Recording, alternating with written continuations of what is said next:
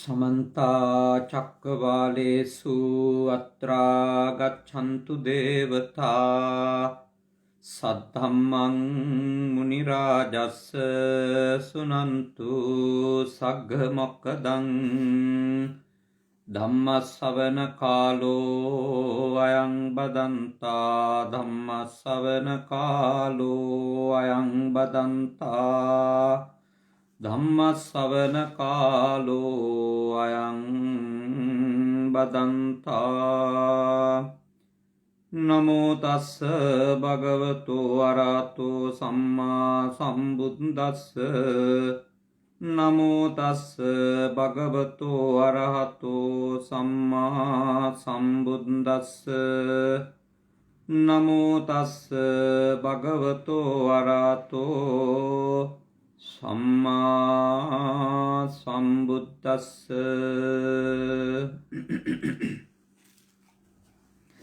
කාරුණික ශ්‍රද්ධාකාමී පින්වතුනි, අපේ පින්වත් පිරිස මේ වෙලාවේ බුදු පුතුන් මුහුණු පොත සමග එකතු වෙලා සිටින්නේ තාම ශ්‍රද්ධාවෙන් ගෞරවයෙන් යුක්තව සද්ධර්මය ශ්‍රවණය කිරීමේ අභිලාෂය ඇතුව.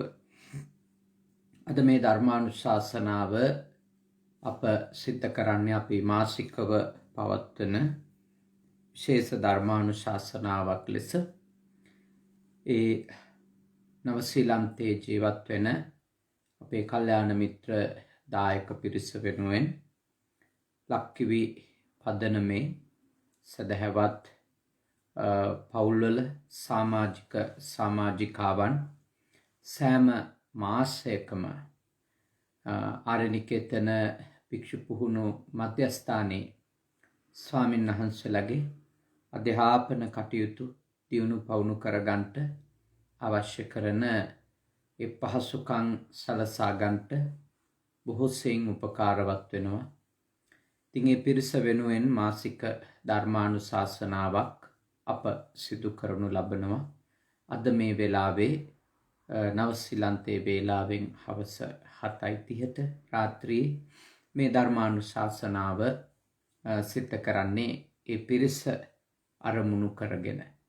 විශේෂයෙන් අද දේශනාවේදී පින් අනුමෝදන් කරන්නට අපේක්ෂා කරනවා මිලින්ද ජයසිංහ මහත්මයාණන් ඇතුළු ඒ පවුලේ ඇත්තෝ විශේෂයෙන්ම පින් දෙන්න අවුරුදු 40කට කලින් අභාවයට පත්වෙච්ච ආදරණීය පියාණන් වහන්සේ අතුල ජයසිංහ මැතිතුමාට පින් අනුමෝදන් කරන්නට අපේක්ෂා කරනවා.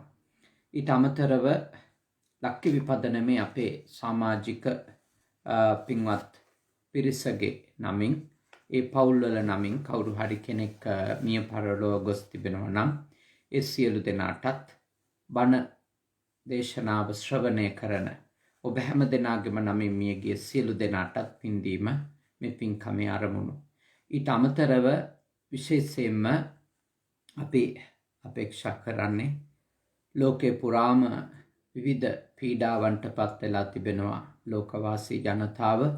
මේ වසංගත තත්ත්වය නිසා ඒ සියලු දෙනාටම නිදුක් බව, නිරෝගී බව සහ සුවපත් බව උදා වේවා කියන ප්‍රාර්ථනාවත් මේ පින්කම සිද්ධ කරද්දී අපි හැම දෙනාටම තිබෙනවා. පින්වතුන් සමග අද අපි ඊටාම වටින කරුණු කීපයක් ධම්මපදයේ දණ්ඩ වග්ගය ඇසුරු කරගෙන සාකච්ඡා කරන්නටයි සූදානම් වෙන්නේ. විශේෂයෙන්ම බුදුරජාණන් වහන්සේ අපිට දේශනා කරපු මූලික ධර්ම කරුණක් තමයි අනුන්ට හිංසා කිරීමෙන් වළකින්න කියන එක. විශේෂයෙන්ම කායික සහ මානසිකව කෙනෙකුට හිංසා කරන එක, පීඩා කරන එක, කෙනෙකුට හානියක් වෙන විදියට, අයහපතක් වෙන විදියට හැසිරෙන එක තථාගත බුදුරජාණන් වහන්සේගේ දේශනාවේ ඊටාම නොකළ යුතු පහත් ධර්මයක් විදියට තමයි සලකන්නේ. ඔබ නිතර අහල පුරුදු ගාථා ධර්මයක් තමයි සබ්බේ තසන්ති දණ්ඩස්ස සබ්බේසං ජීවිතං පියං අත්තානං උපමං කତ୍වා නහනෙය්‍ය ගාතයේ. භාග්‍යවතුන් වහන්සේ දේශනා කරනවා සියලුම සත්වයෝ ජීවත් වෙන්න තමයි කැමති. සබ්බේසං ජීවිතං පියං.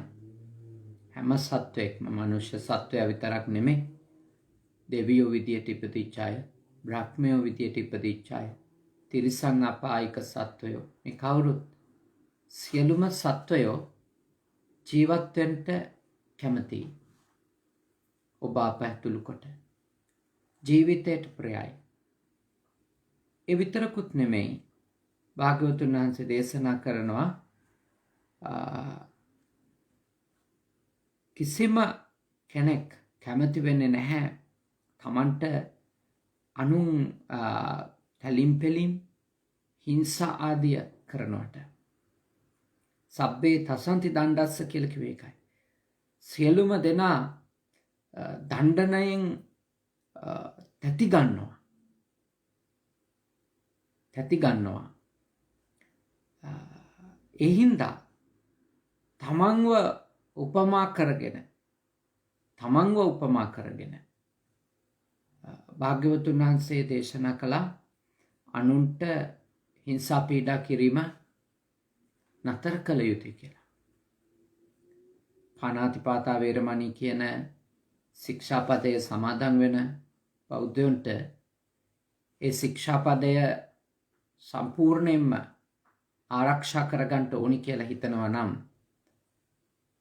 සියලුම ඒ ශික්ෂාපදය සමාදන් වෙච්ච පිරිස කරන්න ඕනි දෙයක් තමයි නිරන්තරයෙන් කල්පනා කරන්න ඕන, මම කැමතිද මට කවුරුත් හිංසා කරනවට, පීඩා කරනවට, පහර දෙනවට, කරදර කරනවට කැමතිද කියලා බලන්න ඕනේ.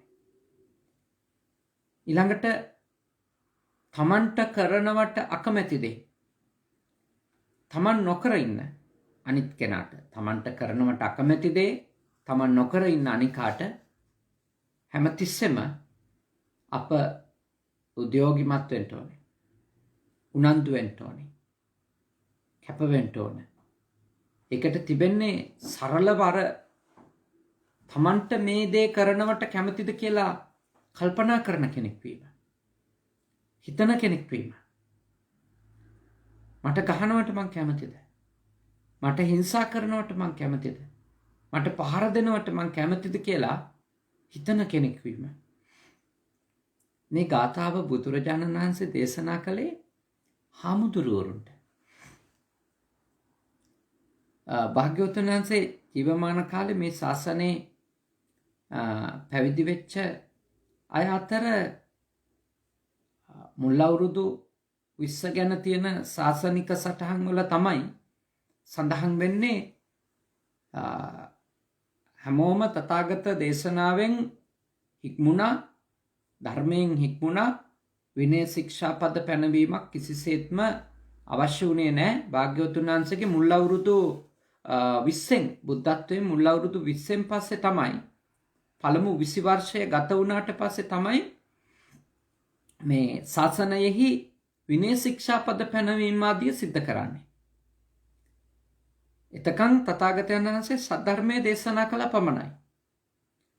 ඒ සද්ධර්මයේ ශ්‍රවණය කරපු පිරිස ඒ සද්ධර්මය අවබෝධ කරගෙන ඒ අනුව හික්මුණා, සංවර වුණා, සංයමයටපත් වුණා. නමුත් අවුරුදු 20ක් විතර මේ ශාසනය පරණ වෙනකොට සිද්ධ වෙච්ච දෙයක් තමයි මේ ශාසනයට ඇතුළු වුණා ඇත්තටම ධර්මය අවබෝධ කර ගැනීම හෝ සසර දුකින් නිදහස් වීම කියන අරමුණ නැති විශාල පිරිසක්. සාල පිරිසක් එහෙම ඇතුළු වුණා. එංගද ගොඩාක් වෙලාවට වර්තමානයේ ඉන්න සායනහන්සලට දොස් කියනකොට මිනිස්සු අතින් කියවෙන දේවල් තමයි මේ අය මේ පැවිද්දෝ විදියට කටයුතු කරන්නේ නැහැ. මේ අය සසර දුකින් නිදහස් වෙන්න නෙමෙයිද මේ ශාසනයට ඇතුළුනේ කියලා. ඇත්තටම බුදුරජාණන් වහන්සේගේ කාලෙත් සසර දුකින් නිදහස් වෙන්නම ඒ අවබෝධයෙන්ම ශාසනයට ඇතුළු වෙච්ච පිරිසකුත් හිටියා. එහෙම නැතුව ශාසනයට ඇතුළු වෙච්ච පිරිසකුත් හිටියා. මුල අවුරුදු 20න් පස්සේ මේ ශාසනයට තිබිච්ච කීර්තිය නිසා රජවරු පහදිනවා, සිටුවරු පහදිනවා, මහ ව්‍යාපාරිකයෝ පහදිනවා. ශාසනයට විවිධ ප්‍රත්‍යපහසුකම් ලැබෙන්නට පටන් ගන්නවා. ඒ කරුණු එක්ක විවිධ අය ඇවිල්ලා පැවිදි වෙලා තියෙනවා මේ ශාසනය තුළ. විවිධ අය. ඒගොල්ලොන්ගේ අර පැවිද්දෙකුට ගැලපෙන්නේ නැති හැසිරීම් ප්‍රකට වෙලා තියෙනවා. අන්න එවැනි පිරිස් අතර හිටියා සවග සහ සතොළොස් වග කියලා සායනහන්සලා කණ්ඩායම් දෙකක්. සවග භික්ෂූන් සහ සතොළොස් වග භික්ෂූන් කියන එක. සවග කියන්නේ 6-9කගෙන් යුක්ත පිරිසක් කියන එක. සතොළොස් වග කියන්නේ 17-9කගෙන් යුක්ත පිරිසක්. එතකොට කණ්ඩායම් දෙකක් ඉඳලා තියෙනවා. 6 දෙනෙකුගේ කණ්ඩායමකුයි 17 දෙනෙකුගේ කණ්ඩායමකුයි. මේ 6 දෙනාගෙන් යුක්ත කණ්ඩායම ටිකක් වයසින් වැඩි හිටියෝ.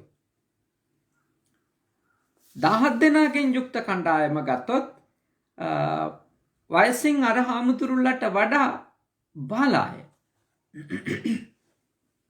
ඉතින් එක දවසක් රාත්‍රියේ ඒ 17 දෙනාට අයිති භික්ෂු පිරිස රාත්‍රී සැතපෙන්න තැන් සූදානම් කළා.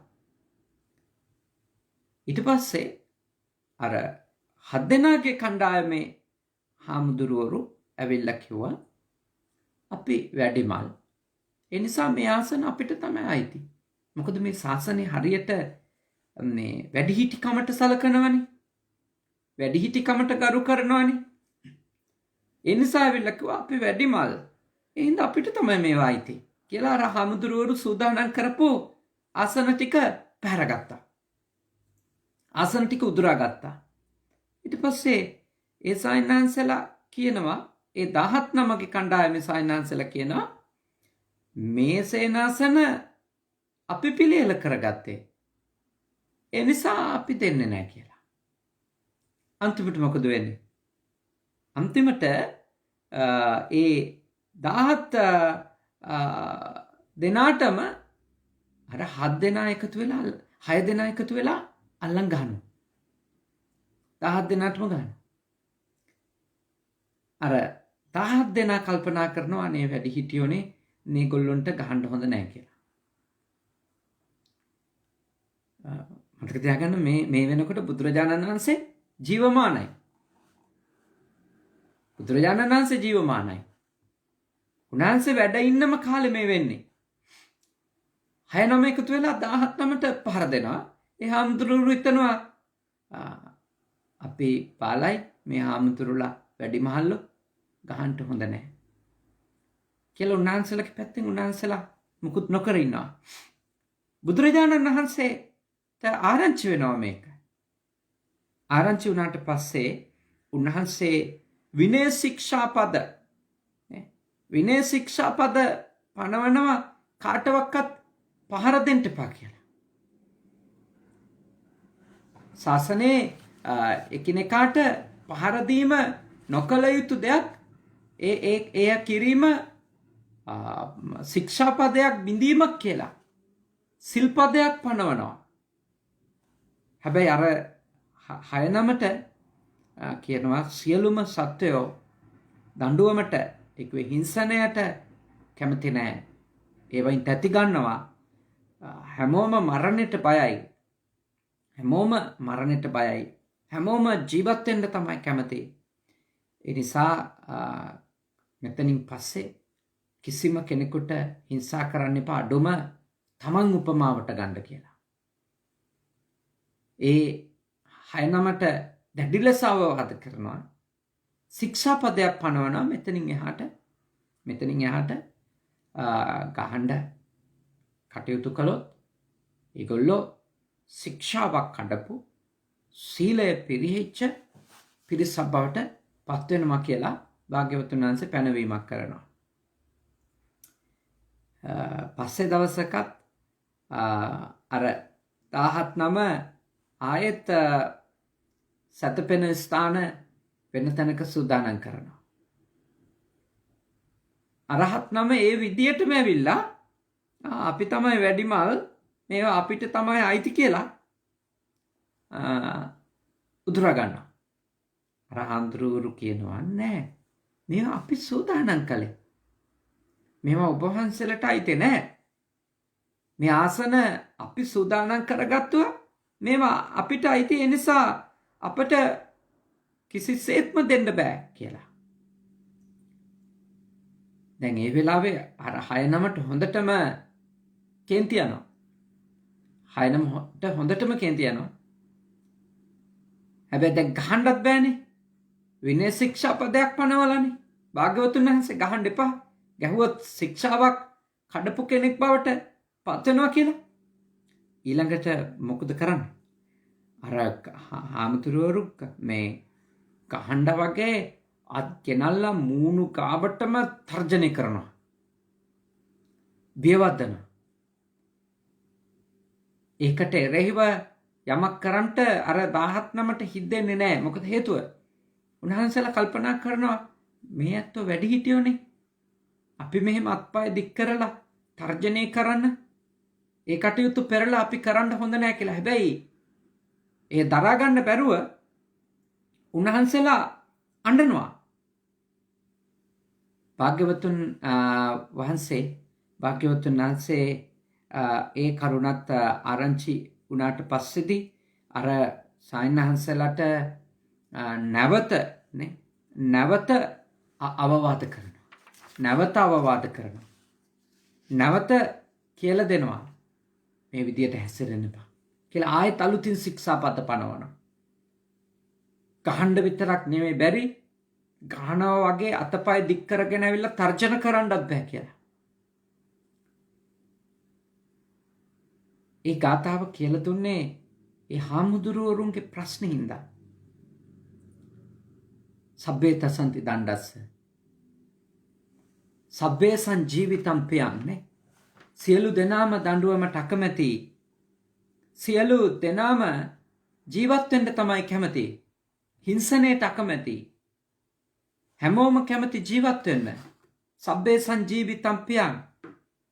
භාග්‍යවතුන් වහන්සේ අපිට දේශනා කරන්නේ මොකද? අත්තානං උපමං කତ୍වා. තමන් උපමාවට ගන්න. නහනෙයන ගහතේ. කාටවත් කරදර කරන්න එපා.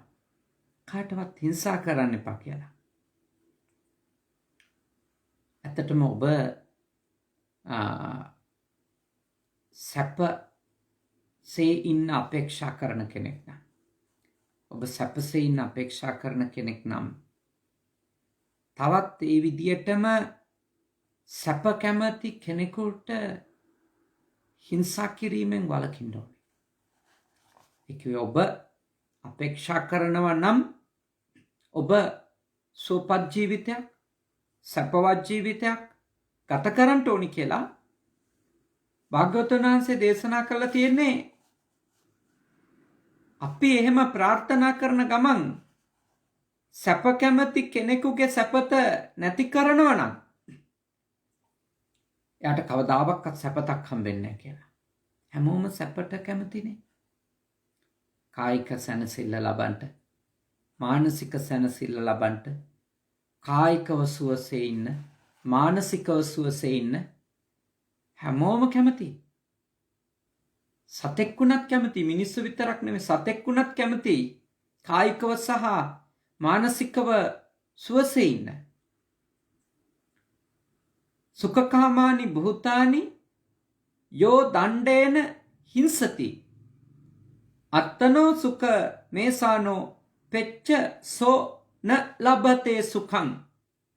සැප බලාපොරොත්තු වන යමෙක් සැප කැමති සතුන් පෙළා නම් ඔහු සැප නොලබන්නකි. අපිට හොඳ උපදේශයක් ඒක. අපි සැපසේ ඉන්න ඕනි කියලා හිතන අදහස මත පිහිටලා සැපෙන් ඉන්න ඕනි කියන ආකල්පේ මත පිහිටලා අපි යම්කිසි කෙනෙක් තවත් ඒ වගේම සැප අපේක්ෂාවෙන් ඉන්න සැපයට කැමැත්තෙන් ඉන්න කෙනෙකුට තලනවා පෙළනවා නම්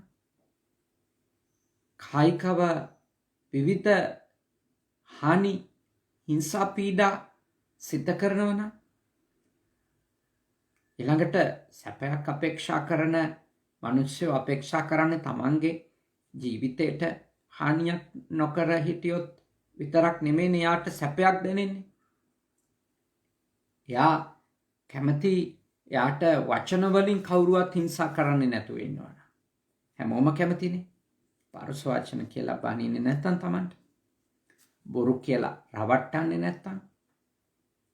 කේලම් කියලා තමන්ට ඉන්න ආදරණීයයන් තමන්ගෙන් වෙන් කරන්නේ නැත්තම්.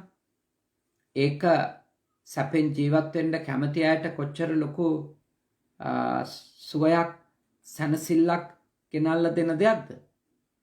එතකොට කවුරු හරි කෙනෙක් ගහන එක විතරක් නෙමෙයි කෙනෙකුගේ සැපත හිමි කිරීමක් කියන්නේ.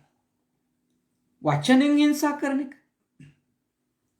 බොරු කියලා, කේලම් කියලා තමන්ගේ ආදරණීයය කොටවලා තමන්ට ඒ අය අහිමි කරලා ඊළඟට පරුස වචන කියලා බැනලා හිත්වාල කරන කටයුතු කරනවනම් ඒක කෙනෙකුට කොච්චර ලොකු මානසික පීඩාවක් ගෙනල්ලා දෙන කාරණයක්ද? ඔය වචනෙන් ඔය ක්‍රියාකාරකම් තුන කළත් මොන තරම් ලොකු පීඩාවක්ද කෙනෙකුට අත් වෙන්නේ? විශාල පීඩාවක් මනසට. මම රැවටිලා කියන එක කොච්චර ලොකු පීඩනයක්ද? කොච්චර ලොකු දුකක්ද? මට පරුස වචනෙන් බනිනවා, මට නරක නපුරු වචන කියලා කතා කරනවා කියන එක කොච්චර ලොකු දුකක්ද? කොච්චර මනුෂ්‍යයෝ අඬනවා වැළපෙනවාද අන් අයගෙන් පරුස වචන කියලා බැනුම් අහලා. ඒවට එකට එක කියා ගන්න හයිය නැතුව, ඒවට ප්‍රතිචාර දක්වන්නවත් හැකියාවක් නැතුව කොච්චරනම් වේදනාවට පත් වෙනවද? අනිත් අය ඉස්සරහා එහෙම පරුස වචන කියලා බැන්නට පස්සේ කොච්චර ලැජ්ජාවට පත් වෙලා දවස් ගණන් දුකෙන් ඉන්නවද? එළියේදී මග තොටේදී විතරක් නෙවෙයි, ගෙදරදී දරුවෝ ඉස්සරහා නොහොබිනා අසභ්‍ය වචන කියලා තමන්ගේ බිරිඳට බනින අය හින්දා බනින අය හින්දා තමන්ගේ ස්වාමි පුරුෂයාට බනින අය හින්දා කොච්චර දුක් විඳිනවද? ලැජ්ජාවට පත් වෙලා මොනතරම් පීඩා විඳිනවද? එහින්දා ඔබ ඊටාම පරිස්සම් වෙන්න ඕනේ ඔබේ වචනේ සම්බන්ධව. මොකද අනිත් එක්කෙනාට සැනසෙල්ල නැති වෙනවා.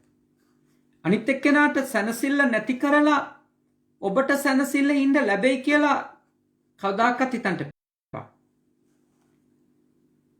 අනිත් එක්කෙනාට සැනසෙල්ල නැති කරලා ඔබට සැනසෙල්ල ඉන්න ලැබෙයි කියලා හිතන්න එපා. දිගින් දිගටම නරක නපුරු කටෝර වචන කියලා බිරිඳට හෝ සැමියාට පීඩා කරලා එයාට සැනසෙල්ල නැති කරලා ඔබට සැනසෙල්ල ලැබෙයි කියලා අපේක්ෂා කරන්න එපා. එහෙම ලැබෙන්න විදියක් නැහැ. ඒක බලාපොරොත්තු වෙන්න එපා. ඒක ලැබෙන්නේ නැහැ. සුළු වෙලාවක් ඔබ ආස්වාදයක් විඳී. හැබැයි ඒ කරන ක්‍රියාවේ විපාකය ඔබට එන්න පටන් ගන්නවා. ඊළඟ ආත්මේ විතරක් නෙමෙයි, මේ ආත්මෙදිම. මේ ආත්මේ විතරක් කියලා හිතන්න එපා. අපි රහත් භාවයට පත් වුණේ නැතොත් අපි කරන ලද කර්මයන්හි විපාක උපදින ඊළඟ භවවලදීත් අපට විඳින්න සිද්ධ වෙනවා. බිරිඳට, සැමියාට කායිකව හිංසා කරලා, මානසිකව හිංසා කරලා, වචන වලින් පීඩා කරලා, දරුවන්ට හිංසා කරලා, පීඩා කරලා, වද දීලා. මේ ලෝකේ ජීවත් වෙන අප අවබෝධ කරගන්න ඕන, අපට යමක් ඕනි නම් අපිට ඕනි දේ අපි අනිත් අයට ලැබෙන එක වළක්වන්න යන්න හොඳ නැහැ. අපි ඉස්සෙල්ලම අනිත් අය හොයන ඒ සැපත, ඒ සැනසෙල්ල එයාලට ලැබෙන එක වැළක්වන එක. ඒකට ඒ අනුන්ගේ සැපතට, සතුටට, සැනසෙල්ලට එරෙහිව කටයුතු කරන එක අපි අවබෝධයෙන් ප්‍රතික්ෂේප කරන්න ඕන. අවබෝධයෙන් ප්‍රතික්ෂේප කරන්න ඕන. ඊටාම ගැඹුරින් තේරුම් අරගෙන අපි පිළිකුල් කරන්න ඕන නෑ. වාචසික හිංසනය, කායික හිංසනය, මානසිකව අනිකාට හිංසා කිරීම අපි කිසිසේත්ම කරන්න හොඳ නෑ කියලා. මොකද හේතුව? එයත් කැමති සැපෙන් ඉන්න අපි වගේම. එයත් කැමති සතුටින් ඉන්න අපි වගේම. එයත් කැමති සැනසීමෙන් ඉන්න අපි වගේම. කවුරු හරි කෙනෙක් අනේකාගේ සැනසෙල්ල නැති කරලා දාලා තමන්ගේ සැනසෙල්ල හොයන්ට යනවා නම් එයාට ඒක විඳින්න හම්බෙන්නේ නැහැ. දැන් අර චබ්බග්ගිය, ඒ කියන්නේ හයේ කණ්ඩායමේ හාමුදුරුවෝලාගේ හැසිරීම බලන්න. ගහන්න බැරි වුණාම අතපය දික් කරගෙන මූණ ගාවටම ගෙනල්ලා බයවද්දනවා. දැන් එයාලා සැනසෙල්ල හොයන්න හැදුවේ කොහමද? අර 17 නමට හිංසා කළා. පහර දීලා, බයවද්දලා, වචන වලින් රළු විදියට, දරුණු විදියට හිංසනයක් උදා කරලා සැනසෙල්ල නිදා ගන්න යනවා. ඔබ හිතනවාද හාමුදුරුවෝට හොඳට නිින්ද යන්නේ නැති කියලා? කිසිසේත්ම වෙන්නේ නැහැ. ඊළඟට භාග්‍යවතුන් වහන්සේ ගාව උන්වහන්සේගේ දැඩි අවවාද වලට ගොදුරු වෙනකොට උන්වහන්සේ මොකද මේ හොරෙන් කාමරයට එක් කරන් ගිහිල්ලා අවවාද දීමක් නෙමෙයිනේ. කාරණාව සියලු දෙනා ඉස්සරහා සාකච්ඡා කරනවානේ සංඝයා මැද්දේ. කොච්චර ලැජ්ජාවලටපත් වෙන්නේ නැද්ද? අනිත් අයට හිංසා කරන්න කියලා. ඒ කියන්නේ ගහන එක නවත්තන්න කියලා සිල්පදයක් පැනෙවුවට පස්සේ ගහන්න වගේ දත් මිටි කකා මූණ ගාවටම අතපය ගෙනහිල්ලා බයවද්දලා දෙවනි සැරේත් භාග්‍යවතුන් වහන්සේ ගාවට යන්න උනා. මේ ළමයි නෙමෙයි, මතක තියාගන්න. මේ වැඩිහිටි හාමුදුරුවෝලා ටිකක්. දැන් අර 17 නමටත් වඩා වැඩිමහල්ලෝ කියලා තියෙනවනේ. මේවා මේ ඇඳුම මොකක් වුණත් ඕනිම සමාජයක මේවා වෙනවා. ඇඳුම කහසිවුරක් වුණත්, ඇඳුම සාමාන්‍ය කලිසමක් ෂර්ට් එකක් වුණත් මතක තියාගන්න. ඒක මත මේ පුද්ගලයින්ගේ හැදියාව කියන එක ඒ ඇඳුමෙන්ම තීරණය වෙන එකක් නෙමෙයි. ඒකෙන්ම තීරණය වෙනවා නම් හරි ලේසි. ඇඳුමක් ඇඳ ගමන් පූර්ණ අවබෝධයෙන් සම්නිමයටපත් වෙනවා නම් නෑ. තමන්ගේ ඒ හැසිරීම් වල තිබෙන අමනුෂ්‍ය ස්වභාවය, ඒ අසාධාරණ ස්වභාවය ඒ පෞකාර ගතිය අපි අවබෝධ කරගන්න ඕන. මේක කොච්චර වැරදි හැසිරීමක්ද කියලා. කෙනෙකුට කායිකව සැනසෙල්ල නැති කරන්න පීඩා කරන එක. මානසික සැනසෙල්ල නැති කරන්න වචනෙන් පීඩා කරන එක. ඒවයි තියෙන වරදකාරී බව වටහා ගන්න ඕන.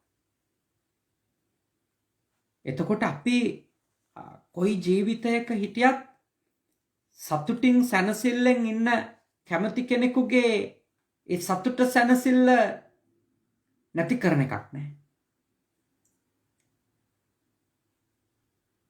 මොකද මේ ලෝකේ හැම කෙනාගේම අපේක්ෂාවක් සතුට, සැපය, සැනසීම අපේක්ෂාවක්, බලාපොරොත්තුවක් එක.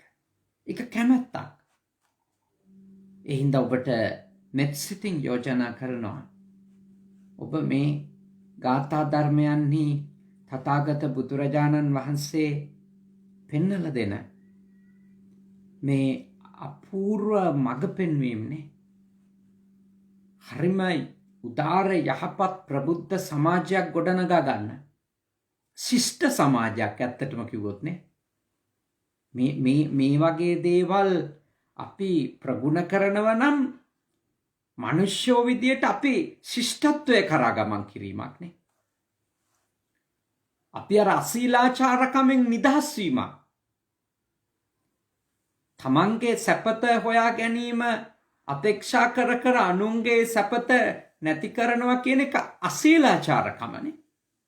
අශිෂ්ටකම, නැහැදිච්චකම, නොහික්මුණුකම, හික්මුණු සමාජයක, ප්‍රබුද්ධ සමාජයක, ශීලාචාර සමාජයක ගති ස්වභාවය වන්නේ, ලක්ෂණය වන්නේ කිසිසේත්ම බලවතා විසින් දුබලයාව තලන පෙළන එක නෙවෙයි. ශීලාචාර සමාජයක ලක්ෂණය වන්නේ, හික්මුණු සමාජයක ලක්ෂණය වන්නේ මොන හේතුවක් නිසාවත් දුර්වලයාට හිංසා පීඩා කරන්නේ නැති එක. දුර්වලයාට හිංසා පීඩා කරන්නේ නැති එක. මොකද මේ වැනි හැසිරීම් වලට යන්නේ තමන් බලවත් වෙලා වෙති.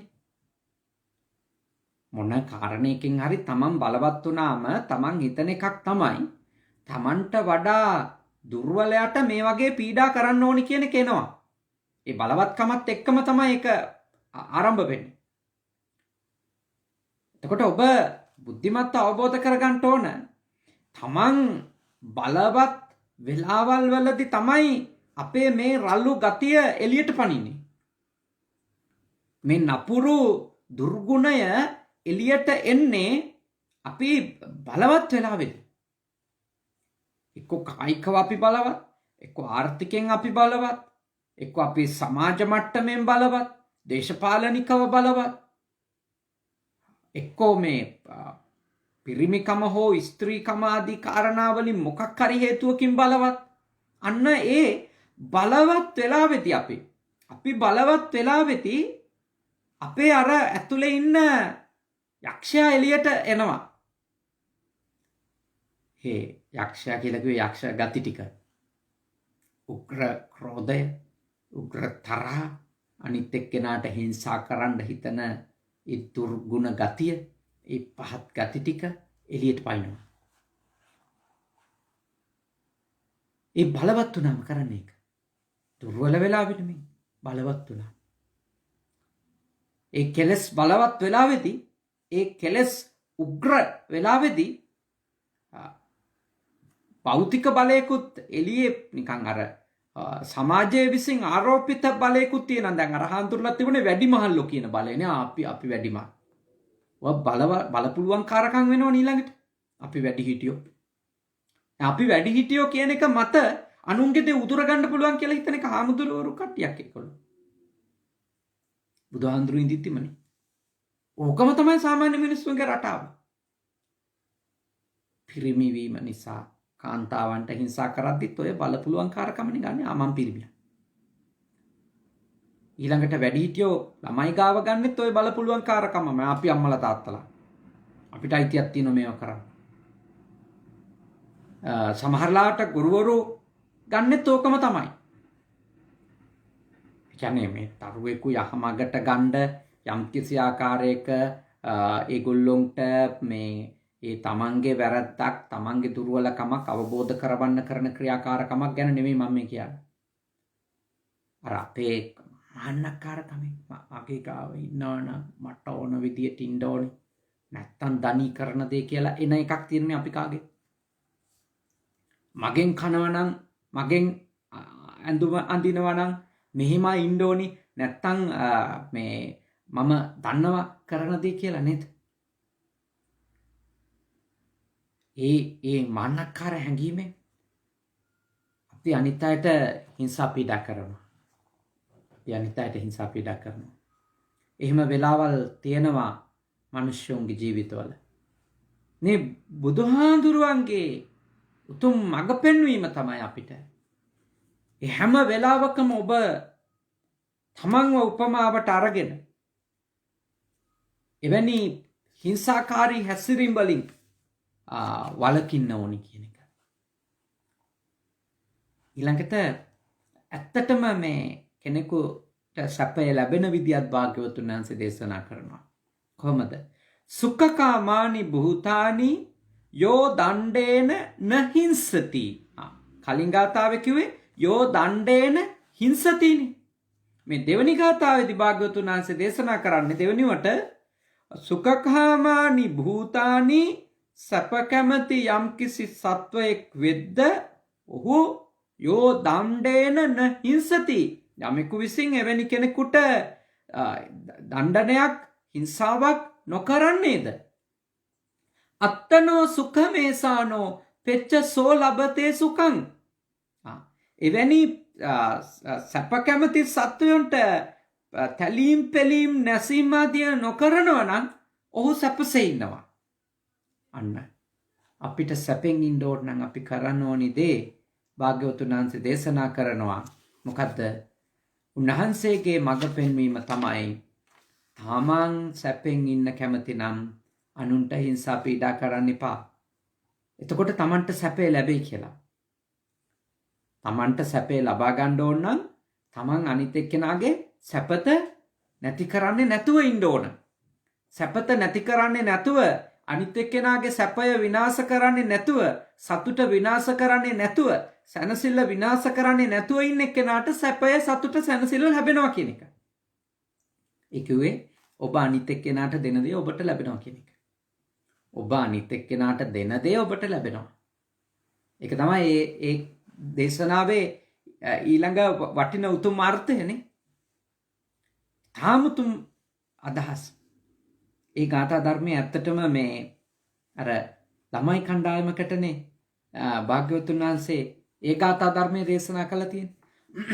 අපි පුංචි කාලේ ඉඳලම මේ අහලා තියෙනවා මේ දවසක් භාග්‍යවතුන් වහන්සේ මේ දෙව්රම් වෙහෙරේ ඉඳලා මේ පිණ්ඩපාතේ වඩිනකොට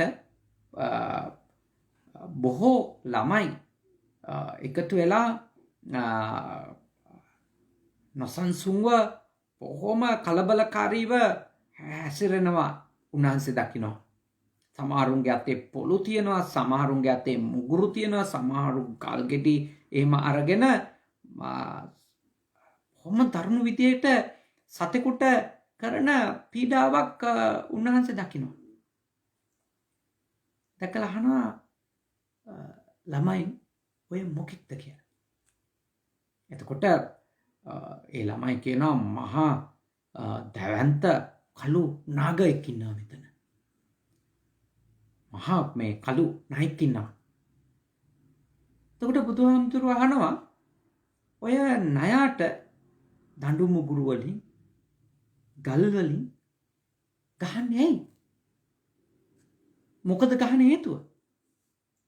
එතකොට කියනවා ඌ අපිව කනවනේ. කෑවොත් විස පැතිරිලා ගිහිල්ලා අපි මැරිලා යයි. ඒ නිසා ඉතින් මේක මරලා දාන්න ඕනේ. ළමයි භාග්‍යවතුන් වහන්සේට උත්තර දෙනවා. භාග්‍යවතුන් වහන්සේ කියනවා ළමයි ගෙවල් වලට යන්න. ඔය ණයට පීඩා කරන්න එපා. හිංසා කරන්න එපා. ඔය ණය ළමයි කන්නේ නැතුව යන්න කැලේට. එතකොට ඒගොල්ලෝ බුදුහාමුදුරුවෝ දිහා බලාගෙන ඉන්නවා පුදුම වෙලා වගේ කියපු කතාවට. බුදුහාමුදුරුවෝ අහනවා ළමයිනි නුඹලගේ ඇඟට යමකින් ගහලා තලලා පෙළනවට රිදවනවට නුඹලා කැමතිද? ළමයි ඔක්කොම කියනවා නෑ කියලා. අපි කැමති නෑ. අපි කැමති නෑ කියලා උත්තර දෙනවා. ඊළඟට භාග්‍යවතුන් වහන්සේ අහනවා ඇයි ඒ කැමති නැත්තේ? මොකද කැමති නැත්තේ ගහනවට? තලනවට පෙළනවට? මොකද කැමති නැත්තේ? එතකොට ළමයි කියනවා ඒකෙන් අපිට වේදනාවක් ඇති වෙනවානේ. ඒකෙන් අපිට දුකක් ඇති වෙනවානේ. ඒකෙන් අපිට පීඩාවක් ඇති වෙනවානේ. ඔබ වහන්සේ දන්නේ නැත්තේ ඒක. එතකොට භාග්‍යවතුන් වහන්සේ දේශනා කරනවා නුඹලා වේදනාව විඳින්න කැමති නැහැ. දුක් විඳින්න කැමති නැහැ. ඒ වගේම තමයි මේ සතත් දුක් විඳින්න කැමති නැහැ. වේදනාව විඳින්න කැමති නැහැ. පීඩා විඳින්න කැමති නැහැ. ඒ නිසා නුඹලා සැපයක් අපේක්ෂා කරනවා නම් කවදාවත් සතෙකුට හිංසා පීඩා කරන්න එපා කියලා ඒ ළමයින්ට අවවාද කරනවා. ඒ දහම් කතාවේ සඳහන් වෙනවා ඒ සියලුම ළමයි ඒ අවවාදය හොඳට ශ්‍රවණය කරලා උතුම් සෝතාපන්න ඵලයටපත් වුණා කියලා. ඒ කියන්නේ අත්ූපනායික ධර්මපරයයන් වදාළ ඒ දේශනාව ඒ දරුවන්ට කොච්චර අවබෝධ වුණාද කියනවා නම් ඒ කොච්චර ගැඹුරින් ඒ දරුවෝ වටහා ගත්තද කියනවා නම් ඒ දරුවෝ සක්කාය දිට්ඨිය දුරු කරගෙන සීලබ්බත පරාමාස විචිකිච්ඡා කියන ඒ සංයෝජන ධර්ම ප්‍රහීන කරගෙන සෝතාපන්න ඵලයටපත් වෙලා තියෙනවා. ඒ කියන්නේ දරුවෝ ඒ භවයේ ඒ වැරද්ද කරමින් හිටියට සංසාර ගමනේ ඒ උතුම් ධර්මයන් බොහෝ සෙයින් අවබෝධ කරගෙන ආපු ප්‍රඥාව සහිත දරුවෝ. ඒගොල්ලොත් එක්ක කරපු පුංචි සංවාදයෙන් පස්සේ ඒ දේශනාව ගැන කිසි සැකයක් නැති වෙලානේ. ඒ දේශනාව කරපු තථාගතයන් වහන්සේ ගැන කිසිම සැකයක් නැති වෙලා. උන්වහන්සේගේ ශ්‍රාවකයන් ගැන සැකේ නැති වෙලා. කර්මයයි කර්ම විපාකයයි ගැන සැක නැති වෙලා.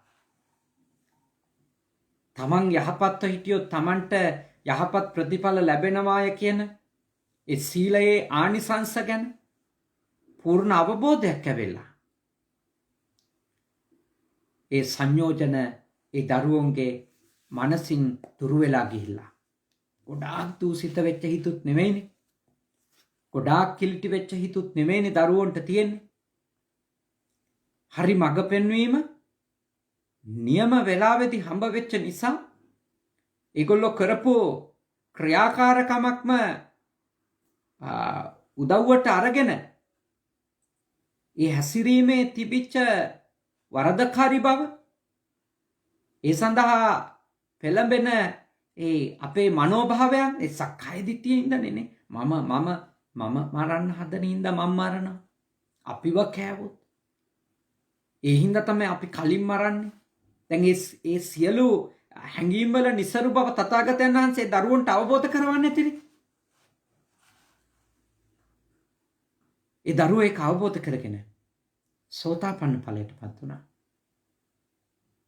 අපි මේ තථාගතයන් වහන්සේගේ වටින උතුම් දේශනා ඇසුරින් අපි අවබෝධ කරන්ට ඕන ඒ උතුම් මගඵල නිවන සාක්ෂාත් කරගන්නට අවශ්‍ය කරන ඥානය ඒ නුවණ අප තුළ දියුණු කරන්න ඕන.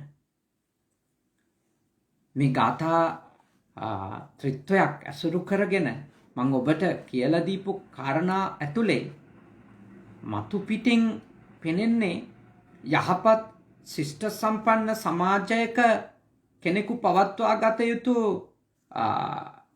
යහපත් චර්යාවක් වුණාට මෙය සැබෑම පුහුණුවක් බවට පත් වෙන්නේ ගැඹුරින් අපි ගැන අවබෝධ කරගත්තොත්. මේ අපි මෙහෙම අනිත් අයට හිංසා පීඩා කරමින් උත්සාහ කරගන්නේ මම වඩන්නනේ.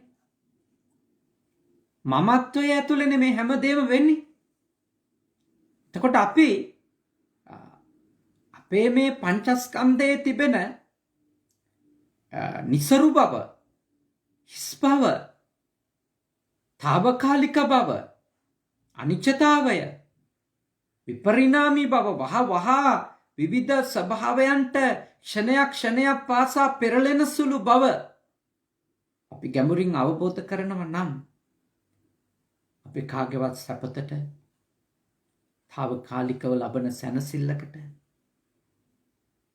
తాවකාලිකව සොයාගෙන තියෙන සුවයකට අපි හිංසා කරන්නේ, පීඩා කරන්නේ. කාටවත් එවැනි වැරද්දක්, අකටයුත්තක් අපි අපේ ජීවිතේ කරන්නේ නැහැ. එතකොට ඒ ගැඹුරින් ඒ නුවණ අපි දියුණු කරනවා නම් අපි මේ తాවකාලිකව අරගෙන තියෙන ශරීරෙහිඳ ඒකට ගැට ගැහිලා, ඒක ඔස්සේ ගොඩනගාගත්තු සංකල්පවලට ගැට ගැහිලා හිංසා කරනවා, අනිත් අයට පීඩා කරනවා, වද දෙනවා, කරදර කරනවා. කොච්චර අයහපත් නපුරු ගති පැවතුම් එක්ක මිනිස්සු මේ කෙටි කාලීන ජීවිතය තුළ හැසිරෙනවද? අවුරුදු 1000 ජීවිත වෙනවා වගේ සැලසුම් හදන්නේ. අනිත් අය ඉවර කරලා හරි තමන්ගේ ගොඩ වැඩි කරගන්න බලන්නේ. එයයි ධර්මය අවබෝධ කරන්න නැති නිසා. ජීවිතය පිළිබඳව යථා ස්වභාවය නුවණින් දකින්නේ නැති නිසා.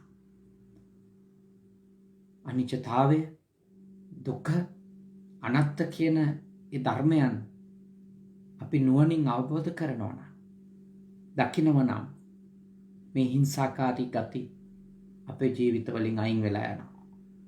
කෙනෙකුට හිංසාවක් කරන්න කට ඇරලා වචනයක් කියන්න බැරි, අතපය දික් කරලා කයකට පීඩා කරන්න බැරි ඒ උදාර ශිෂ්ට ස්වභාවය හික්මීම අප තුළ දියුණු වෙන්න පටන් ගන්නවා. ඒ නිසා මම ඔබට net සිතින් යෝජනා කරනවා, ඔබ හැම කෙනෙක්ම මේ දහම් කරුණු ටික හොඳට නැවත නැවතත් මෙනෙහි කරන්න. නැවත නැවතත් තේරුම් ගන්නට උත්සාහ කරන්න කියලා ඔබට සිහිපත් කරනවා. ඉතින් අද දවසේ මේ ධර්මානුශාසනාව සිද්ධ කරන්නේ අපි විශේෂයෙන් අද මාසිකව සිද්ධ කරන ධර්මානුශාසනාව නව ශ්‍රීලන්තයේ අපේ ලක්කිවි පදනමේ සදහැවත් පිරිස වෙනුවෙන් මේ උතුම් පින් කටයුත්ත සඳහා සෑම මාසයකම අපි දිනයක් හරි වෙලාවක් කොහොම හරි වෙන් කරනවා. අපේ ජීවක කොබ්බෑ කඩුව මැතිතුමා, අක්ෂිකා කොබ්බෑ කඩුව මැතිණිය ඇතුළු ඒ කල්යාණ මිත්‍ර අපේ දායක පිරිස බොහොම ශ්‍රද්ධාවෙන් ඊටාම යහපත් පින්දහම් කටයුතු රැසක් සිද්ධ කරන පිරිසක්. ඉතින් ආර්යනිකේතන භික්ෂු පූර්ණ මධ්‍යස්ථානයේ අපේ ඉගෙන ගන්න ශිෂ්‍ය භික්ෂුන් වහන්සේලාට කැපකරු දායක දායිකාවෝ විදියට ඒගොල්ලෝ මාසිකව ඒ පොඩි සායන වහන්සේලාගේ අධ්‍යාපන කටයුතු ආදියට උපකාර කරමින් දායක වෙමින් සිදු කරන පින්කුසල් වගේම තව බොහෝ පින්කුසල් තමන් ජීවත් වෙන නගරවල විහාරස්ථාන මුල් කරගෙන ඒ පින්වත් පිරිස බොහෝම ශ්‍රද්ධාවෙන් සිදු කරනු ලබනවා. ඉතින් මිලින්ද ජයසිංහ මහත්මයාණන් සහ එම පවුලේ පින්වත් පිරිස විශේෂයෙන් අපේක්ෂා කළා මිලින්ද මහත්මයාගේ ආදරණීය පියාණන් අතුල ජයසිංහ මැතිතුමා අභාවයට පත් වෙලා අවුරුදු 40ක් වෙනවා. එතුමාට පින්පෙත් අනුමෝදන් කිරීම මේ පින්කමේ මුඛ්‍ය පරමාර්ථයක් බවට අද පත් වෙලා තිබෙනවා. ඒ පියාණන් ඇතුළු කොට අපේ ලක්කිවි පදනමේ අය නමින් මියගිය සියලු දෙනාටත් බණ අහපු ඔබ නමින් මියගිය සියලු දෙනාටත් මේ පින් අත් වේවා. උතුම් අමා මහ නිර්වාණ ධර්මයම අවබෝධ වේවා. සාදු සාදු සාදු. දෙවියෝ පින් අත් කරගනිත්වා. දෙවියන්ගේ ආශිර්වාදය ආරක්ෂාව බැල්ම ශක්තිය ඔබට ලැබේවා. කරදර බාධක දුරු වේවා. සියලු යහපත් ප්‍රාර්ථනාවන් ඉෂ්ට වේවා. නිදුක් බව නිරෝගී බව සුවපත් බව ඔබ හැම දිනාටම ලැබේවා. සියලුම දෙවිවරු මේ පින්බලෙන් නිර්වාණ අවබෝධයටම පත්වෙත්වා කියලා සාදු කියලා ප්‍රාර්ථනා කරන්න. අවසාන වශයෙන් ඔබ අප හැම දිනාටම දෙවි දේවතාවුන්ට මියගිය සියලුම ඥාති හිත මිත්‍රාදීන්ට මේ පින් කුසල් පාරමී ධර්ම වේවා. මේ භවයේ පුරාම තාම උතුම් ධර්මයන් අවබෝධ කර ගනිමින් තථාගත දේශනාව ප්‍රගුණ කරගෙන යහපත් සත්පුරුෂයින් බවට පත්වෙන්නට මේ භවයේදීම හෝ ඉක්මන් භවයකදී උතුම් නිවනින් සැනසෙන්න මේ පින් කුසල් අපිට පාරමී ධර්ම වේවා කියලා කවුරුත් සාදු කියලා ප්‍රාර්ථනා කරමු. ආකාශට්ටා ච බුම්මට්ටා දේවා නාග මහිත්‍තිකා පුඤ්ඤන්තං අනුමෝදිත්වා චිරන් රක්칸තු ශාසනං. ආකාශට්ටා ච බුම්මට්ටා දේවා නාග මහිත්‍තිකා පුඤ්ඤන්තං අනුමෝදිත්වා චිරන් රක්칸තු දේශනං. ආකාශට්ටා ච බුම්මට්ටා දේවා නාග මහිත්‍තිකා පුඤ්ඤන්තං අනුමෝදිත්වා චිරන් රක්칸තු මම් පරන්ති इति. ඒ වගේම විශේෂ මතක් කිරීමක් තිබෙනවා. ඒ තමයි හෙට දවසේ සිසෝකා කෙනෙක්ගේ සිසෝකා දිස්ත්‍රික්කේ ෆුජි සුගත සෙනසුනේහි අපේ සේනාසනයෙහි පූජනීය නිර්මාතෘ එහි ආධිපත්‍ය හොබවන අපේ හුරුල්නික වැවේ සුදම්මසායන වහන්සේගේ අවවාද අනුශාසනා ඇතුව විශේෂයෙන්ම ඒ ෆුජි පළාතේ රෝහලෙන් කරපු විශේෂ ඉල්ලීමක් අනුව විශේෂ ලේදන් දීමේ පුණ්‍ය කටයුත්තක් හෙට උදෑසන ඉඳලා අපේ සේනාසනය තුල සිත කෙරෙනවා. සිසෝකා කෙනෙක්ට කිට්ටුව ඉන්න අයට ටෝකියෝ චිබා ආදී පළාත්වල අයට උනත් පැය 2-3ක් ඇතුළත එන්න පුළුවන්. ඉතින් අපි ඉල්ලා සිටිනවා කැමති අය බොහොම ශ්‍රද්ධාවෙන් ඇවිල්ලා ජපානයේ ජීවත් වෙන අය ෆුජි සුගත සෙනසුනට ඇවිල්ලා ලේ බිඳක් දන් දීලා යන්න එන්න කියලා තව කෙනෙකුගේ ජීවිතයක් පවත්වා ගන්න තාම උතුම් උදාර දාන උපපාරමිතාවට එකතු වෙන්න කියලා අපි ඉල්ලා සිටිනවා. හෙට උදෑසන 8 ඉඳලා ඒ උතුම් සත් කටයුත්ත සිද්ධ වෙනවා. ඉක්බිතිව අපි සද්ධර්ම දේශනාවක් දේශනා කරනවා. ඒ වගේම විශේෂයෙන්ම ඒ පැමිණෙන සියලු දෙනා වෙනුවෙන්ම ආහාර පාන ආදිය සූදානම් කරලා තිබෙනවා. ඔබ හැම දිනාට මේ පින් කටයුතු සඳහා සම්බන්ධ වෙන්න කියන ඉල්ලීමත් අපි සිද්ධ කරනවා මේ රටේ ජපානයේ ජීවත් වෙන පින්වත් පිරිසට. ඒ වගේම මම විශේෂ මතක් කිරීමක් මේ පින්කම අවසානයේදී සිද්ධ කරන්න කැමතියි. ඒ තමයි දිගින් දිගටම අපේ මේ Facebook ගිණුමට යම් අවහිරතා බාධක පැමිණෙමින් තිබෙන නිසා අපි කල්පනා කරා ලබන මාසේ 15න් පස්සේ සිද්ධ කෙරෙන ධර්මානුශාසනා සමහර විට ඊට කලින් ඉඳලම වෙන්න පුළුවන් ධර්මානුශාසනා බුද්ධ පුතුන් YouTube channel එක ඔස්සේ සජීවීව සිද්ධ කරන්න. එතකොට කවුරු හරි කෙනෙක් සජීවීව ධර්ම දේශනා ශ්‍රවණය කරන්නට හිතනවා නම් එයත් බුද්ධ පුතුන් YouTube channel එකට එකතු වෙන්නට ඕන. නමුත් YouTube channel එකේ අපි ධර්ම දේශනා සජීවීව සිද්ධ කරාට ඒ පිළිබඳව දැනුවත් කිරීම බුද්ධ පුතුන් මුහුණු පොත තුල අනිවාර්යෙන්ම සිද්ධ කරනවා. ඒ තුලින් ඇවිල්ලත් ඔබට පුළුවන්කම තිබෙනවා බණ දේශනා අහන්න. මොකද අඛණ්ඩවම බොහෝ බාධක මැද තමයි මේ මාසයකට කිට්ටු කාලයක් අපි මේ Facebook පිටුවේ කටයුතු කරගෙන යන්නේ. බොහෝ වෙලාවල් වලට අවහිරතා පැමිණෙනවා. ඒවා අපි දන්නේ ඒක කොහොමද වෙන්නේ කියන එක විග්‍රහ කරගන්න බැරුව අපි ඉන්නේ. වරින් වර අපි මෙහි තත්ත්වය පරීක්ෂා කරනවා. නමුත් බොහෝ දුෂ්කරතා තියෙනවා. ඒ හින්දා අනිවාර්යෙන්ම ලබන මාසෙ ඉඳලා නම් ධර්මානුශාසනා සජීවීව සිද්ධ කරන්නේ බුද්ධ පුතුන් YouTube channel එක තුල. නමුත් එය බුද්ධ පුතුන් Facebook පිටුව ඔස්සේත් ඒ බුද්ධ පුතුන් YouTube channel එකට ඇතුළත් වෙලා ධර්ම දේශනා ශ්‍රවණය කරන්නට අවකාශයක් ලැබෙනවා. නමුත් සජීවීව දේශනාවන් සිද්ධ වෙන්නේ ඒ වෙලාවේ මහාන පිරිසට නම් YouTube channel එකත් එක්ක එකතු වෙලා ඒ දේශනා ශ්‍රවණය කරන්නට ඕන. ඒ කරුණත් මතක් කරන ගමන් රැස් කරගත්ත සියලු පින් කුසල් බලෙන් අපි හැම දිනාටම නිවන් අවබෝධ වේවා කියලා නැවතත් ප්‍රාර්ථනා කරමු. ආකාසට්ටා ච බුම්මට්ටා දේවා නාග මහිත්‍තිකා පුඤ්ඤන්තං අනුමෝදිත්වා චිරන් රක්칸තු ශාසනං. ආකාසට්ටා ච බුම්මට්ටා දේවා නාග මහිත්‍තිකා පුඤ්ඤන්තං අනුමෝදිත්වා චිරන් රක්칸තු දේශනං. ආකාසට්ටා ච බුම්මට්ටා දේවා නාග මහිත්‍තිකා පුඤ්ඤන්තං අනුමෝදිත්වා චිරං රක්칸තු මම් පරන්ති තී. හැම දිනාටම තුනුරුවන් සරණයි.